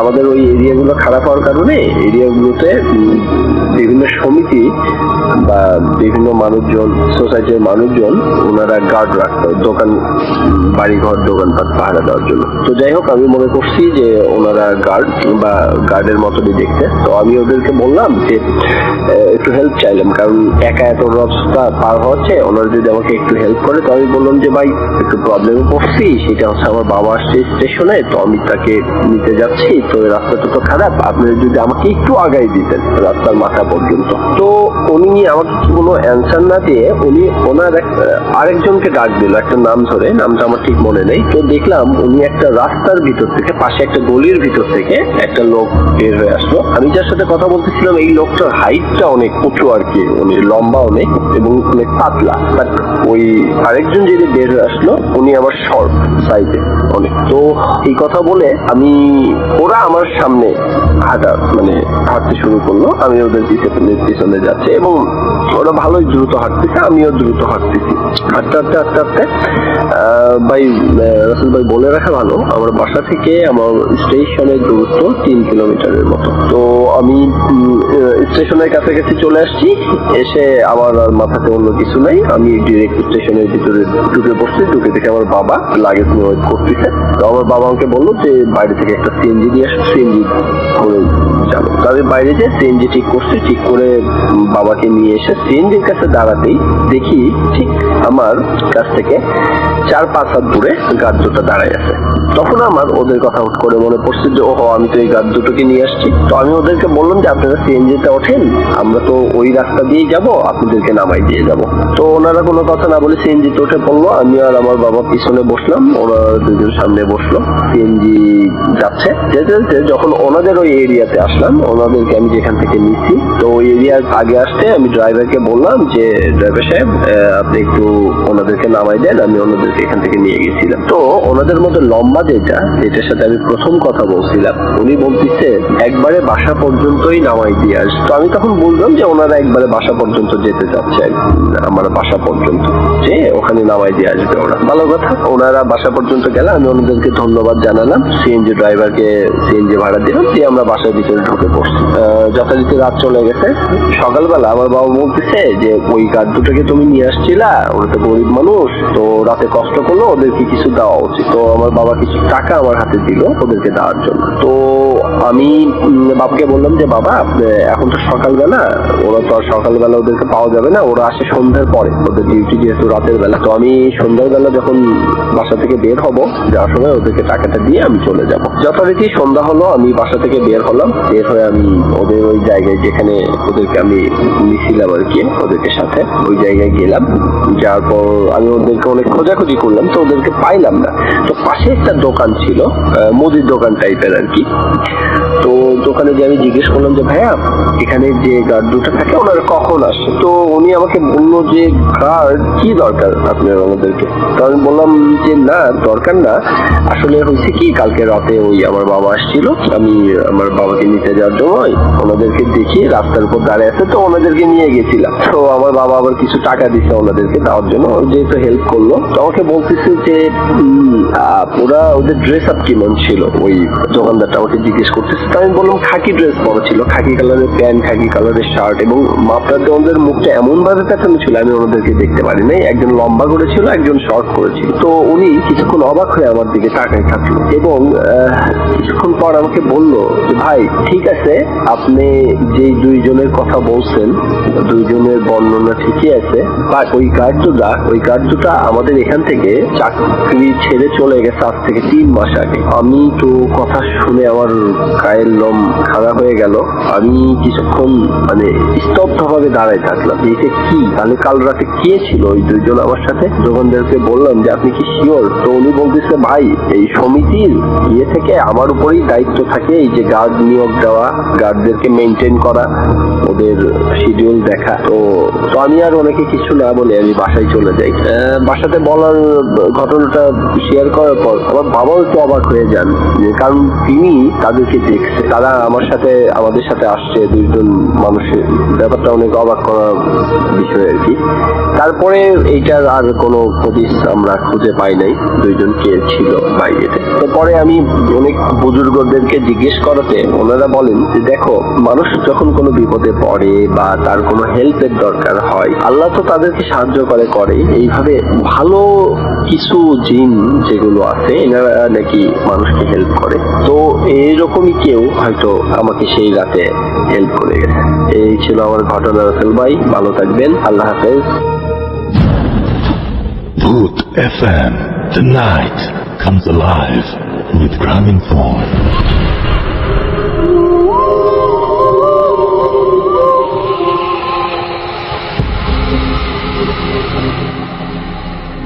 Yes, the night comes alive with Gramophone. শুনছেন সবসময় রেডিও 48.0 FM। আমি রাসেল আছি সাথে, এবং পৃথিবীর যেখান থেকে আপনি ভূত FM শুনুন না কেন, আপনি যেন অনেক ভালো থাকেন সেই প্রার্থনা করি, এবং আমাদের জন্য সবাই দোয়া করবেন। আমরা তো একটু আগে জিজ্ঞেস করলাম আমাদের মাইদিন ভাইকে, তো উনি বললেন যে নাকি হালকা ঝামেলা আছে। সেই প্রসঙ্গে না যাই, কারণ সেই প্রসঙ্গে গেলে আমাদের নিজেদের কথা আমরা নিজেরা বলতে চাই না। তো আমরা পরবর্তী ঘটনায় যাব, এবং আমাদের এখানে আছেন আরো একজন অতিথি। আপনার নামটা প্লিজ একটু বলবেন, তারপর আপনার ঘটনায় যাব আমরা।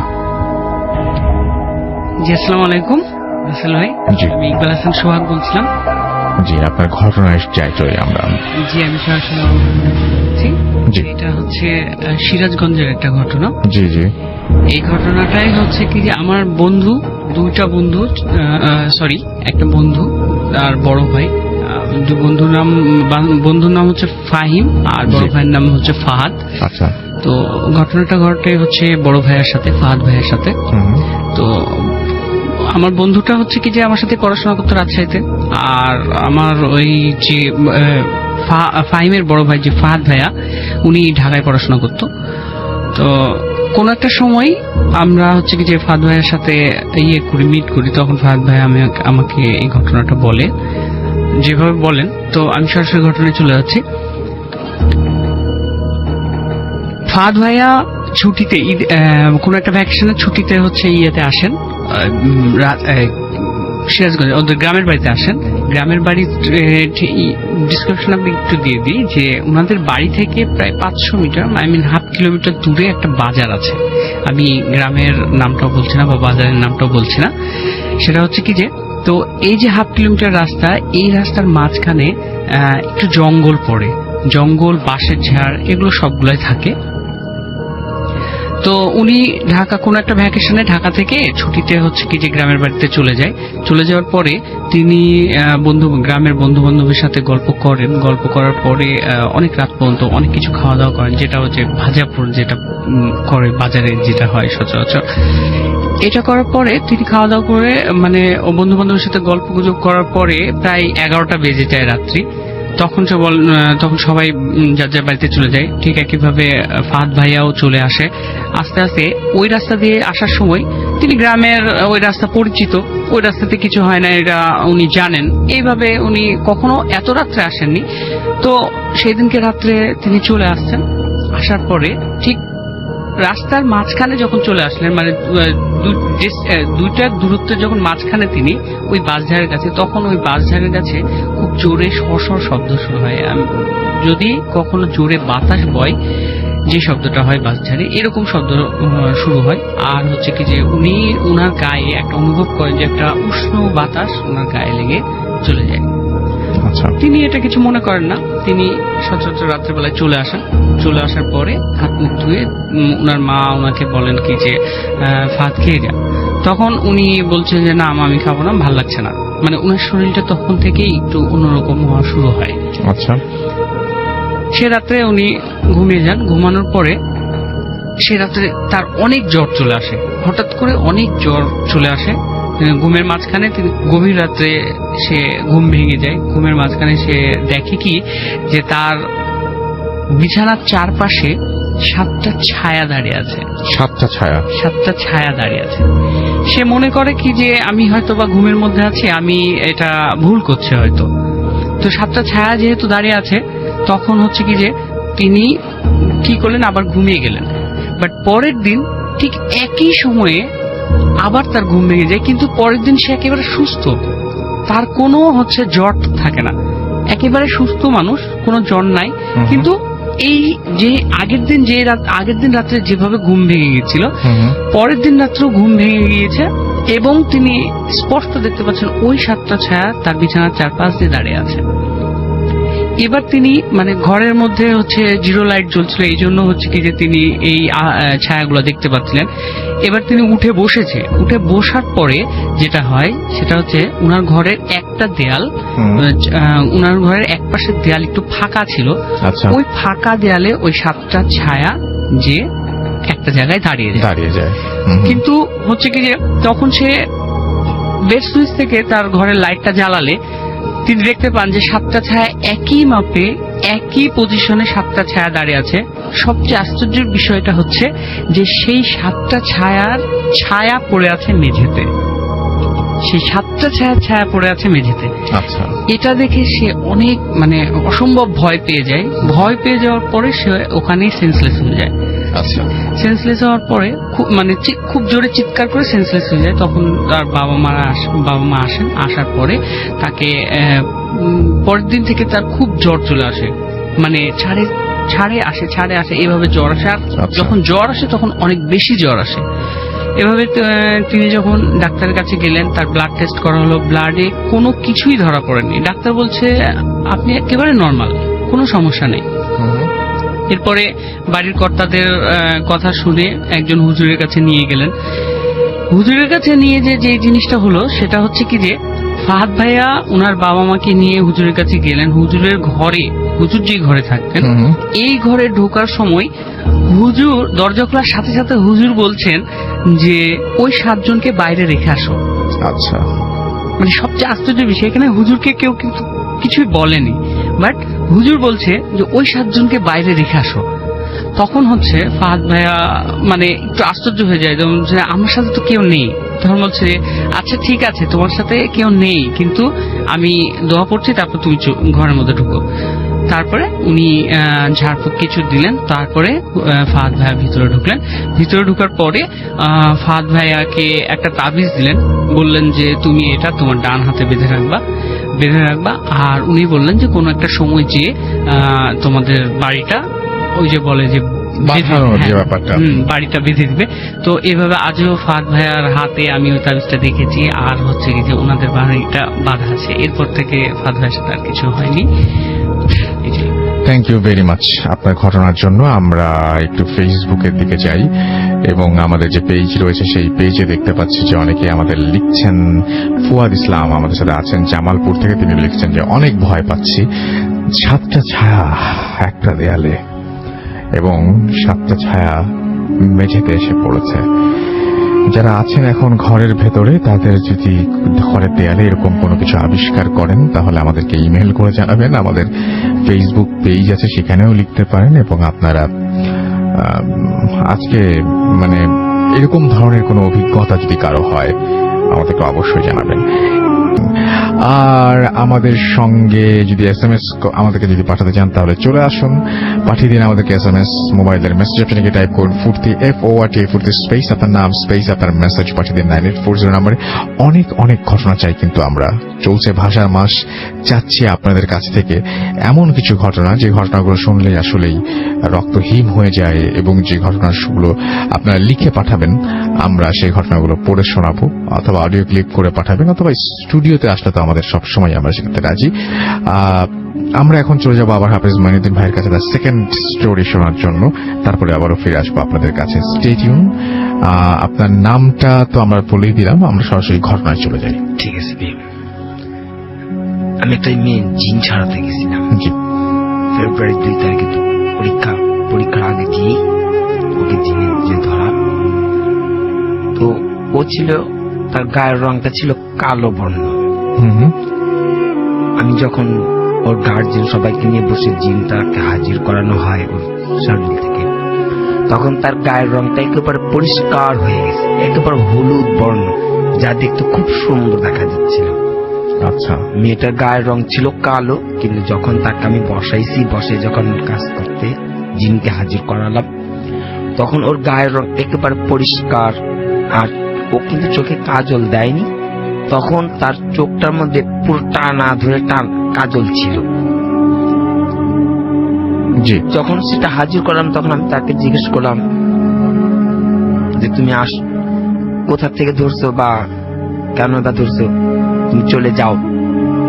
ও কথা বলে না, ও শুধু ঘুমাইতেছিল, কান্না করতেছিল, ঘুম ঘুম করে কান্না করতেছিল। তখন আমি ওকে বলছি, দেখো তুমি আজকে চলে যাবা, তুমি এখানে থাকতে পারবো না, কোথা থেকে আসছো বলে দাও, তুমি থাকতে পারবো না, চলে যাও।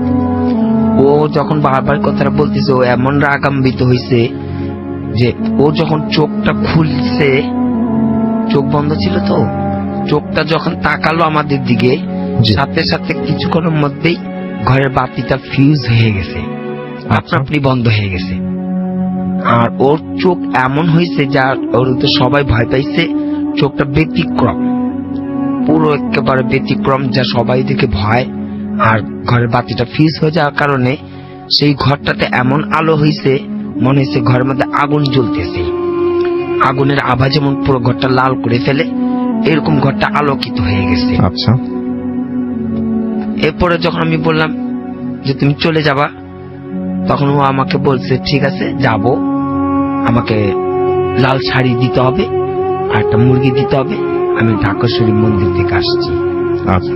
আমি ঢাকেশ্বরী মন্দির থেকে আসছি, আমি সেখানে চলে যাব, তোমরা সেখানে গিয়ে একটা মুরগি আর লাল শাড়ি দিয়ে এসো, তারপর আমি যাব। আমি ওদেরকে বললাম ঠিক আছে, আপনারা একটা লাল কাপড় দিয়ে একটা মুরগি দিয়ে ঢাকেশ্বরী মন্দিরকে নিয়ে দিয়ে আসেন, ও থাকবে না, চলে যাবে।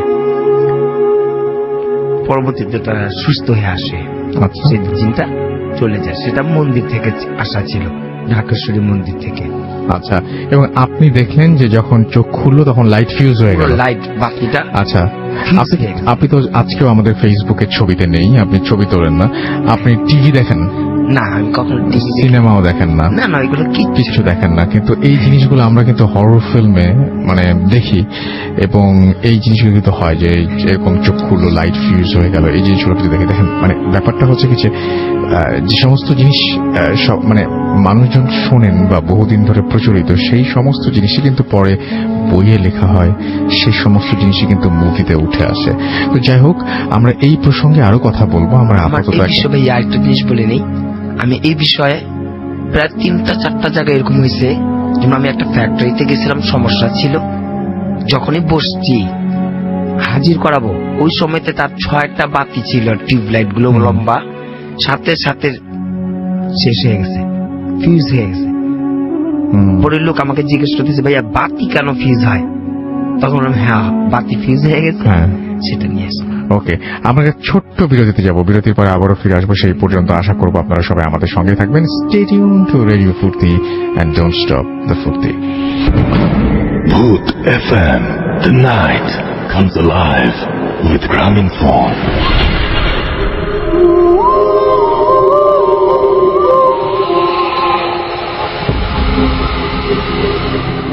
Yes, the night comes alive with Graminphone. And you are listening to Radio Food 8.0 FM. আমি রাসেল আছি সাথে, আমার সাথে রয়েছে মাসুম এবং আজকের অতিথিরা, এবং আপনাদের ভূত এফএমে আরো একবার স্বাগত জানাচ্ছি। আর সেই সাথে আপনাদেরকে জানিয়ে দিই যে আমাদের SMS করতে হলে মোবাইলের মেসেজ অপশনে টাইপ করতে হবে ফুর্তি FORTI ফুর্তি স্পেস আপনার নাম স্পেস আপনার মেসেজ পাঠিয়ে দিতে হবে 9840 নম্বরে। আমাদের যদি ইমেইল করতে চান, আমাদের ইমেল অ্যাড্রেস হচ্ছে bhootfm@radiofurti.fm, which is BHWTFM@radioforti.fm।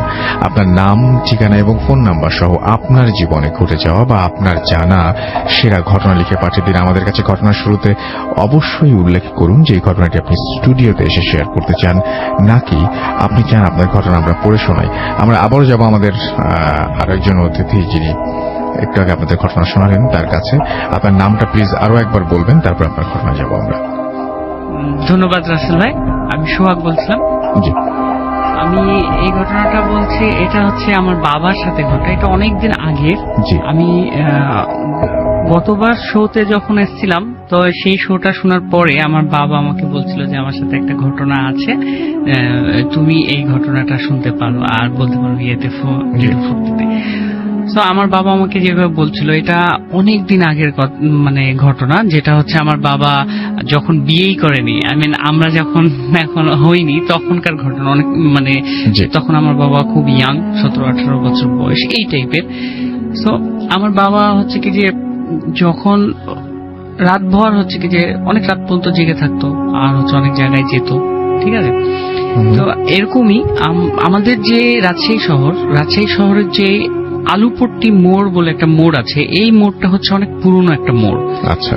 আর এই মোড়ের উত্তর দিকে একটা রাস্তা চলে যায়, যেটা হচ্ছে ঘোড়ামারা থানা। তো এইদিকে আমি একটু বলে রাখি যে রাজশাহীটা হচ্ছে হিন্দুদের একটা ছিল, অধ্যুষিত একটা এলাকা ছিল। একটা সময় এখানে অনেক হিন্দু ছিল, এখন বর্তমানে এটা কমে গেছে। কিন্তু হিন্দুদের যে বাড়ির যে কালচার গুলা ছিল, এই কালচারে বাড়ি এখনো রাজশাহীতে আছে। আপনি যদি রাজশাহীর আনাচে কানাচে ঘুরেন, এরকম দেখতে পাবেন যে অনেক আগের মতো বাড়ি, আগে ডিজাইনের বাড়ি। তো এরকমই ওই জায়গায় আলুপট্টি থেকে উত্তর দিকে ওই জায়গায় একটা হচ্ছে বাড়ি ছিল। ওখানে হচ্ছে আমার আব্বার হচ্ছে কি যে চাচি, তার মানে আমাদের দাদি হচ্ছেন। তো ওই চাচিদের বাসায় কোনো একটা ভ্যাকেশনে সবাই এক জায়গায় বেড়াতে যায়। তো ওই চাচিদের বাসায় হচ্ছে কি যে আব্বা, ওই চাচি, চাচা আর হচ্ছে আব্বার একজন ফ্রেন্ড থাকেন রাত্রে। তো ওই বাসায় যখন থাকা শুরু করছেন, তখন হচ্ছে আমার বাবা একদিনকে রাত্রে শুনছেন কি যে ওই বাড়িতে ছাদে কোনো একটা সমস্যা আছে। আমি বাড়িটার একটু ডিসক্রিপশনটা দিয়ে যে বাড়িটা একটা লম্বা বাড়ি ছিল, 2 তলা বাড়ি, আর বাড়ির সামনে হচ্ছে একটা করিডোর ছিল, লম্বা একটা করিডোর ছিল, আর 2 তলা বাড়ি, ছাদ সিস্টেম। তো ছাদের উপরে ছিল হচ্ছে রান্নাঘর। তো একদিনকে রাত্রে আমার বাবা ঘুমিয়ে আছে, মাঝরাত্রের দিকে হচ্ছে যে আমার বাবার হঠাৎ করে ঘুমটা ভেঙে যায়। ঘুম ভেঙে যাওয়ার পরে আমার বাবা শুনতে পাচ্ছে কি যে কোনো একটা সময় যদি রান্নার আয়োজন করা হয়, রান্নার আয়োজনে ওই যে মশলা বাটার জন্য যেই শব্দটা হয়, পাটা এবং শিল দিয়ে যেটা হচ্ছে মশলা করে, এটার যে শব্দটা হয়, এই শব্দটা হচ্ছে কোথায় থেকে হচ্ছে? ওই রান্নাঘর থেকে হচ্ছে। মানে ছাদের উপর যে রান্নাঘর হচ্ছে, এই রান্নাঘর থেকে হচ্ছে। এখন আমার বাবা বলছে, আমার ওই চাচিকে, বাবার চাচিকে বলছে, মানে আমার দাদিকে বলছে যে দাদি এটা কি হচ্ছে? তখন হচ্ছে তুই ঘুমিয়ে যা, এটা শুনতে হবে না তোকে। তখন বলছে আচ্ছা ঠিক আছে দিয়ে তখন হচ্ছে কি যে আমার আব্বা ঘুমিয়ে যায়। পরবর্তী দিন আবারও ঠিক একইভাবে, এবার হচ্ছে ওই যে থালা বাসন নাড়াচাড়া করার যে শব্দ, এইরকম শব্দ হচ্ছে। তখন আমার আব্বা একটু কিউরিয়াস হয়ে আমার আব্বা একাই বলে কি যে আজকে আমি যাবো ছাদে, যেয়ে দেখবো। আর একটা বিষয় কি যে আমার আব্বার একটা জিনিস খুব ছিল যে একটু মানে রাতভর ঘুরে বেড়াতো, আর হচ্ছে কি যে মানে দোয়া দরুদের উপরে খুব বিশ্বাস ছিল আমার আব্বার। তো আমার আব্বা ছাদের দিকে আস্তে আস্তে উঠে যায়, সিঁড়িতে উঠে যায়। উঠে যাওয়ার পরে যখনই ছাদের ফ্লোরে যখনই পা দেয় তখনই হচ্ছে এই আওয়াজগুলো বন্ধ হয়ে যায়। বন্ধ হয়ে যাওয়ার পরে আমার আব্বা একটু দাঁড়িয়ে যায়, বলে যে হঠাৎ বন্ধ হয়ে গেল। তারপরে আবার এগিয়ে যায়, যাওয়ার পরে দেখে কি যে কিছু নাই, একেবারে রান্নাঘরের মধ্যে কিছু নাই। কিন্তু ওই বিল্ডিং এর পাশে একটা লম্বা একটা নারিকেল গাছ ছিল। এই নারিকেল গাছটা খুব জোরে বাতাস হচ্ছে, এই শুধু নারিকেল গাছটাই খুব জোরে বাতাস হচ্ছে, আর বাতাসে মনে হচ্ছে যে নারিকেল গাছটা একেবারে পড়ে যাবে, এত বাতাস হচ্ছে। তখন ওই নারিকেল গাছের দিকে তাকিয়ে আমার আব্বা শুধু বলছিল যে একটা কথা বলছিল যে আমরা তোমাদের কোনো ক্ষতি করিনি, তোমরাও আমাদের কোনো ক্ষতি করো না। এটা বলে আমার আব্বা হচ্ছে কি যে সূরা ইখলাস 3 বার পড়ে একটা ফু দিয়ে দেয়, ওই নারিকেল গাছের দিকে করে ফু দিয়ে দেয়। তখন হচ্ছে কি যে ওই বাতাসটা বন্ধ হয়ে যায় নারিকেল গাছ থেকে।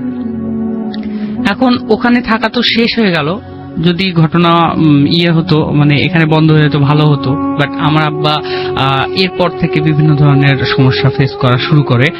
সমস্যাটা হচ্ছে যে তারপরে একদিন কি রাত্রে হচ্ছে কি যে আমার বাবা যে আগের সময় তো প্রেক্ষাগৃহে বা সিনেমা হলে যে সিনেমা দেখা হতো, এরকম একদিনকে রাত্রে সিনেমা দেখে হচ্ছে উনি বাসায় যাচ্ছিলেন। তো কাদিরগঞ্জের ওইদিকে বা হচ্ছে রাজশাহী বাস টার্মিনালের পেছনের দিকে বা দক্ষিণ দিকে যদি বলি, তো এগুলো নিয়ে অনেক নারকেল গাছ আর অনেক মন্দির ছিল আগে। যখন এটা অনেক আগে মন্দির ছিল, অনেক বড় বড় গাছপালা ছিল। তো এরকমই ওই কাদিরগঞ্জের ওইদিকে একটা জায়গা দিয়ে এটাকে আরেকটা ঘটনা বলছেন আপনি, মানে ওই দিনকার পর থেকে আমার বাবার সাথে যে ইয়েটা শুরু হয়। ছোট করে বলতে হবে সময় হতে। তো হচ্ছে কি যে আমার বাবা হচ্ছে কি যে রাত্রে চলে আসছে। তো ওখানে যে মন্দিরটা ছিল, মন্দিরটা একটু বলে দিই, মন্দিরের হচ্ছে এক পাশে মানে যদি বলি যে হচ্ছে পূর্ব পাশে 500 মিটার মানে হাফ কিলোমিটার নারকেল বাগান, তারপর মন্দির, তারপর আবার পশ্চিম পাশে 500 মিটার নারকেল বাগান ছিল একটা সময়, ওগুলো সব কেটে ফেলেছে। তারপরে হচ্ছে একটা মসজিদ।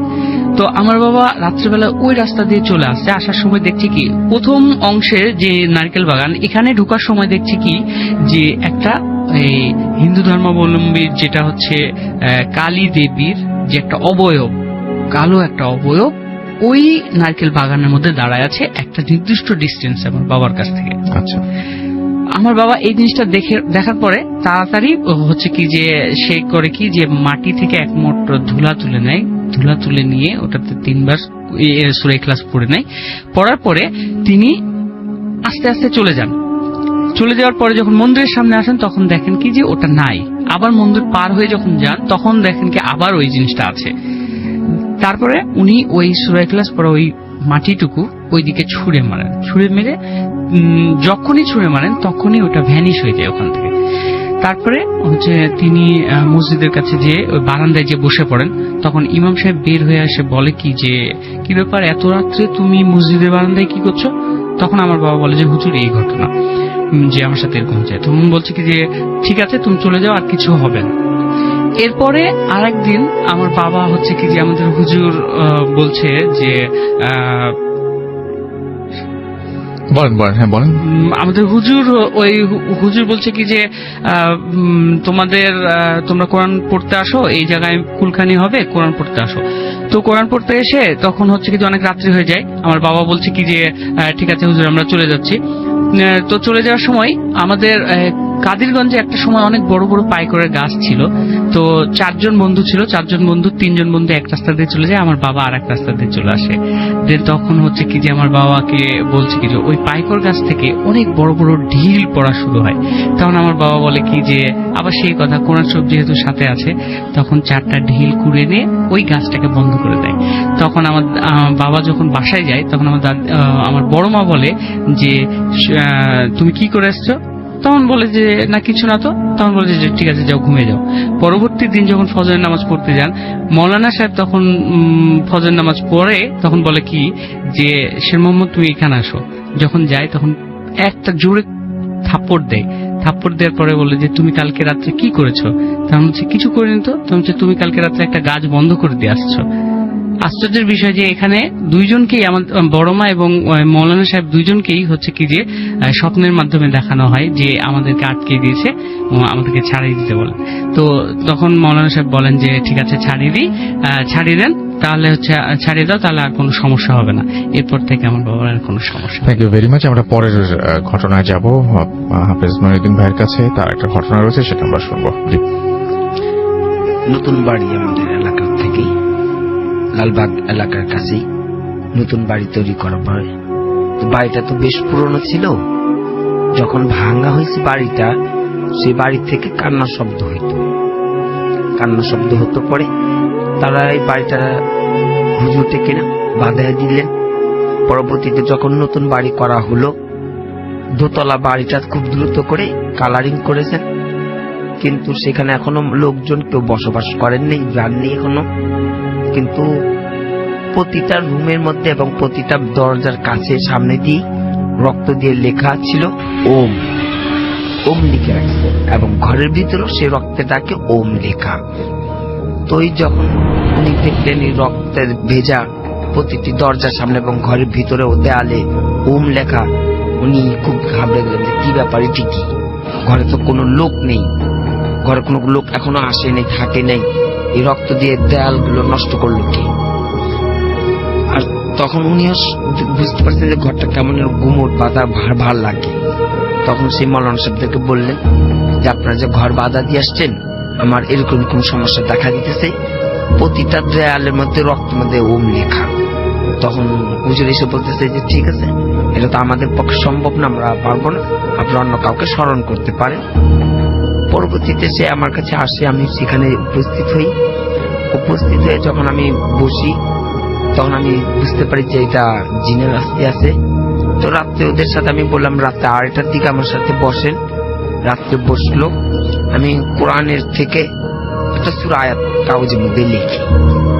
যখন আমি কোরআন খুলে লিখতে আরম্ভ করলাম, তখন খুব বিরক্ত করতেছে, দরজাগুলো নিচ থেকে বন্ধ হইতেছে, খুলতেছে। এটা আপনি একদম তার মানে এটা হয়, এটা আমরা যা দেখি আমরা তার মানে এটা হয়। আচ্ছা। খুব তখন ওই লোক তো যিনি আমার সাথে বসা ছিলেন, উনি ভয় পেয়ে বলতেছেন মাইজুদ ভাই, এটা আমার ঘরের না, হয়তো আপনাকে সাথে করে কিছু নিয়ে এসছে। আমি হাসে বলতেছি না, আপনি চুপচাপ বসেন, কোনো ভয় নেই। উনি বলতেছে আমি থাকতে পারবো না, কারণ দেখতেছে উনি স্বচক্ষে দেখতেছে দরজা খুলে যাচ্ছে, বন্ধ হয়ে যাচ্ছে, খুলে যাচ্ছে, বন্ধ হয়ে যাচ্ছে, আর আমাকেও বিরক্ত করতেছে। উনি চলে গেলেন। পরবর্তীতে আমি যখন লেখা আরম্ভ করলাম, তারপর আমাকে খুব বিরক্ত করাতে আমি রেখে দিলাম, লেখাটা বন্ধ করে দিয়ে আমি মোরাকাবায় বসে পড়লাম হাজির করানোর জন্য। লোকে হাজির করে কেন বিরক্ত করে আমি এটা দেখবো। আমি মোরাকাবায় যখন বসে হাজির করালাম, তখন সে এসে বলতেছে যে যখন এই বাড়িটা পুরনো ছিল, সেই বাড়িতে একটা ছোট্ট মাটির কলসের ভিতরে তাকে বন্দি করা ছিল। আচ্ছা।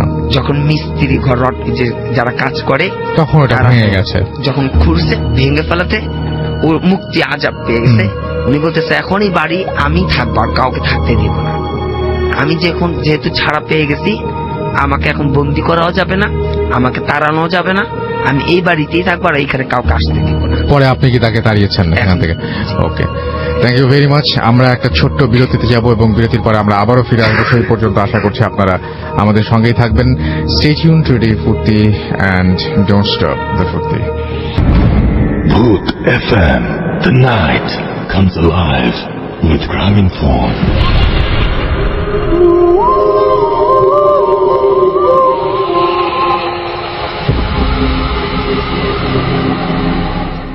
Welcome back. শুনছেন সবসময় রেডিও ফুর্তি 8.0 FM। আমি রাস্তায় আছি, সাথে আমার সাথে রয়েছে মাসুম, এবং আজকে অতিথিরা আপনাদের সবাইকে স্বাগত জানাচ্ছি ভূত FM এ আরো একবার। The night comes alive with গ্রামীণ ফোন।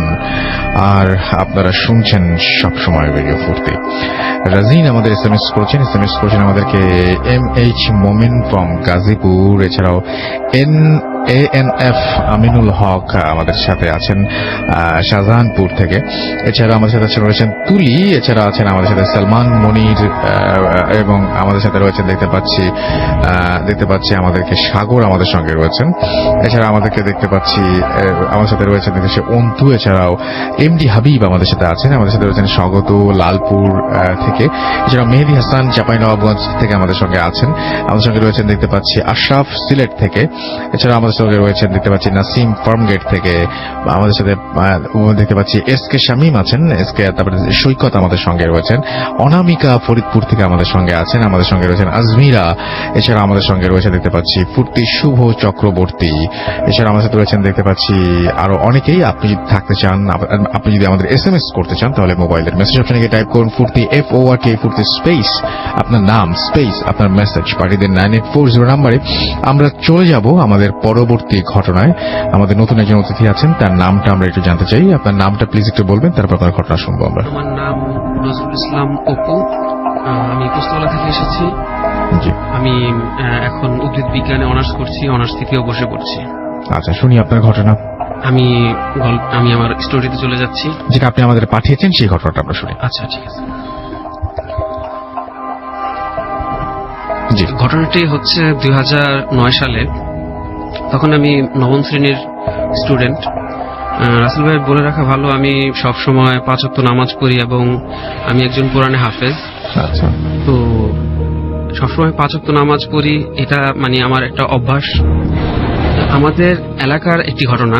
আমাদের এলাকাতে একজন মুসল্লি ছিল, যিনি একজন পরহেজগার, এবং বলা যায় এলাকাতে সবাই তাকে অনেক ভালোভাবে চেনে এবং খুব শ্রদ্ধা করে তাকে। অনেক ভালো একজন লোক। তো রাসেল ভাই, যে ঘটনাটি সেটি হচ্ছে, মানে যে ঘটনাটি বলবো সেই ঘটনাটি ঘটার ঠিক আগে যে ঘটনাটি ঘটেছিল সেটা হচ্ছে আমাদের এলাকার অপোজিটে যে একটি রাস্তা ছিল, রাস্তার অপোজিটে হচ্ছে মসজিদ। তো মসজিদে নামাজ পড়তে যেতে হলে ওই রাস্তাটি ক্রস করতে হয়। তো ওই রাস্তাটি ক্রস করতে গিয়ে অন্য এক মুসল্লি ট্রাকের ধাক্কায় মারা যায়। তো তখন থেকে মসজিদের ইমাম সাহেব অনেক মানে মুরব্বীদেরকে বলেছিল যে আপনারা একটু দেখে শুনে রাস্তা পার হবেন। তো আমাদের এলাকাতে যে মুরব্বীটি ছিল, যাকে আর কি আমরা সবসময় শ্রদ্ধা করি, তিনি সবসময় দেখতাম যে ফজরের নামাজের যখন আজান হতো তখন সে বাসা থেকে বের হতো, এবং আমি যখন বাসা থেকে বের হতাম, বাসা থেকে বের হয়ে যখন রাস্তায় আসতাম, তখন আমি আমার এলাকার মোচড় থেকে তাকে দেখতে পেতাম তার বাসার সামনে, এবং তিনি ওই এলাকার একজন স্থানীয় মুরব্বী। তো আমি যখন তাকে দূর থেকে দেখতাম, দূর থেকে দেখে আমি তার কাছে আসতাম এবং তাকে সালাম দিতাম, এবং সে সুন্দরভাবে আমার সালামের জবাব নিত। এবং যে ঘটনাটি ঘটতো, তখন আমি যেতাম, আমার পাশাপাশি সে যেত, জিকির করতে করতে যেত। তখন আমি কখনোই আমি তাকে কোনো কোশ্চেন করিনি এ ব্যাপারে, বা কোনো ব্যাপারেই তাকে আমি কোনোদিনও কোনো কোশ্চেন করিনি। তো এভাবে অনেকদিন আমরা একসাথে নামাজ পড়ি, আমরা রাস্তা পার হই পাশাপাশি, সে আমার সাথে একসাথে রাস্তা পার হয়। তো এই ব্যাপারটি এর কিছুদিন পর তিনি মারা যায়, লোকটি মারা যায়। মারা যাওয়ার পর সামহাও আমি কোনো কারণে কয়েকদিন আমার ফজরের নামাজটা মিস হয়। তো একদিন আম্মু আমাকে অনেক বকাঝকা করতেছে, বলতেছে কি তুই আগের মতো ফজর নামাজ মসজিদে গিয়ে আদায় করিস না, এটা তো ঠিক না, তুই কালকে থেকে নামাজ পড়বি মসজিদে গিয়ে। তো ফজরের নামাজের সময় আম্মু আমাকে ডেকে দিল এরপরের দিন ডেকে দেওয়ার পর আমি যথারীতি উঠলাম। উঠে গিয়ে যখন আমি বাসা থেকে বের হলাম, বাসা থেকে বের হওয়ার যে মোচড়টা, সেই মোচড়টাতেই আমি আবার তার বাড়ির সামনে তাকে আবার দেখতে পেলাম। এবং আমি যখন তাকে দেখছি তখন আমার কোনোভাবেই মনে হচ্ছে না যে তিনি মারা গেছে। এই সেন্সটা আমার মধ্যে একটু আসেনি, সত্যি কথা। তখন আমি তার পাশাপাশি গেলাম এবং তাকে আমি আবার সালাম দিলাম। সে আমার সালামের উত্তর নিল। উত্তর নেওয়ার পর তারপর আমি যখন যাচ্ছি, সেও আমার পাশাপাশি হাঁটছে। সেও আমার পাশাপাশি হাঁটছে। তো আমাদের ওই এলাকার একটি রিক্সার গ্যারেজ আছে, ওই রিক্সার গ্যারেজটিতে ভোর সকালবেলা অনেক মানে ফজর নামাজের আগে এবং পর থেকেই অনেক রিক্সাওয়ালা আসে মানে রিক্সা নেওয়ার জন্য। তো ওই রিক্সার গ্যারেজটা যখন আমি ক্রস করছি, ঠিক তখনই আমার মনে পড়লো যে আমি যার সাথে হাঁটছি সে প্রায় কিছুদিন আগে মারা গেছে। তো এই ব্যাপারটা হওয়ার পর আমি সাথে সাথে তার দিকে তাকাই ঘুরে, কিন্তু আমি তখন তাকে আর দেখতে পেলাম না। ঘটনাটি ঘটার পর আমি অনেক ভয় পেয়ে যাই। ভয় পাওয়ার সাথে সাথে আমি খুব তাড়াতাড়ি দৌড়ে মসজিদে চলে যাই। মসজিদে গিয়ে আমি নামাজ পড়া শুরু করি। নামাজের পর আমি যেটা ভাবি সেটা হচ্ছে যে এই ঘটনাটা হয়তো আমি যেটা দেখলাম, যেটা আমার সাথে ঘটলো, সেটা আসলে হতে পারে হ্যালুসিনেশন, হতে পারে। তো আমি এটাকে তেমন কাউকে কিছু না বলে, কাউকে কিছু না জানিয়ে আমি এই ব্যাপারটা তত বেশি এটা সিরিয়াসলি নিলাম না। এরপরের দিন যথারীতি আমি আবার যখন ফজরের নামাজের আজান হলো, আমাকে উঠিয়ে দেওয়া হলো। আমি মসজিদের উদ্দেশ্যে বাসা থেকে বের হলাম। বাসা থেকে বের হয়ে সেই মোচরে যখন আবার আমি আসলাম, ঠিক আবার সেই ঘটনা, আমি তাকে আবার দেখতে পেলাম। এবং এইভাবেই যে আমার ওই সময় কোনো সেন্স কাজ করছিল না যে আমি তাকে দেখছি, সে মৃত বা কিছু, এরকম কোনো কিছুই আমার মধ্যে কোনো সেন্স কাজ করছিল না। আমি তার পাশাপাশি গিয়ে তাকে সালাম দিলাম, সে সালামে উত্তর নিল এবং আমার সাথে সাথেই সে হাঁটছে এবং একটু দূরত্ব রেখে সে হাঁটছে এবং জিকির করতে করতে হাঁটছে। ঠিক তখন আমি যখন ওই গ্রেসটি মানে ক্রস করার পর আমার মনে পড়লো যে আসলে আমার সাথে যে হাঁটছে সে আসলে মৃত।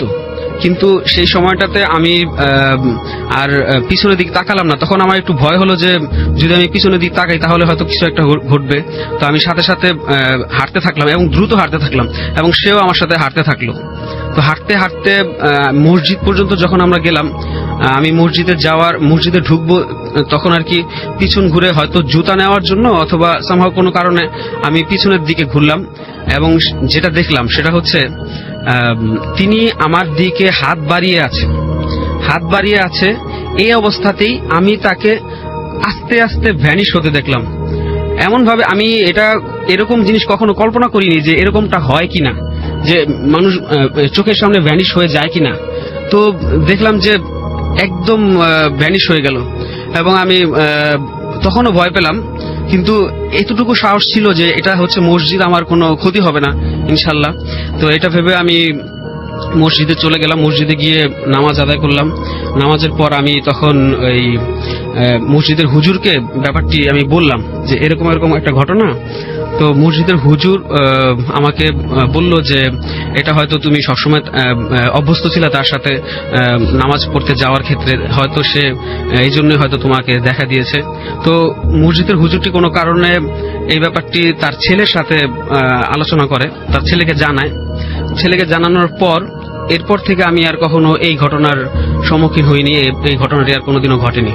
এই ছিল রাসেল ভাই আমার ঘটনা। অনেক ধন্যবাদ।